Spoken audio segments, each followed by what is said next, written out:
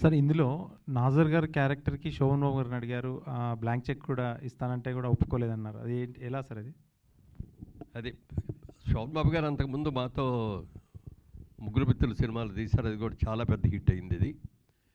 తర్వాత ఇంకా కొన్ని రోజులు అయిన తర్వాత ఆయన సినిమాలో యాక్ట్ చేయడం మానేశారు. ఇక చాలు నాకు వేసిన రోజులు హీరోలే వేస్తాను తప్ప ఇంకోటి వేయను అన్నట్టుగా ఆయన మానేశారు. ఈ సబ్జెక్టు కథ చెప్పిన తర్వాత నాజర్ గారు వేసిన క్యారెక్టరు శోభన్ బాబు గారు అయితే బాగుంటుంది అని చెప్పి మాకు ఆలోచన వచ్చింది. ఆయన ఫోన్ చేసి, సారీ మురళీమోహన్ గారు ఏమనుకోవద్దు, నేను శోభన్ బాబు అని ఎవరైనా గుర్తు తెచ్చుకోగానే నేను హీరోగా ఉన్నప్పుడు ఎలా అందంగా, ఎలా టిప్ టాప్గా డ్రెస్సులు వేసుకొని ఎలా చేశానో అలాగే నన్ను గుర్తుంచుకోవాలి తప్ప ఒక తండ్రిగానో తాతగానో లేకపోతే ఒక రోగిస్ట్గానో అట్లాంటి క్యారెక్టర్ నేను చేయదలుచుకోలేదు.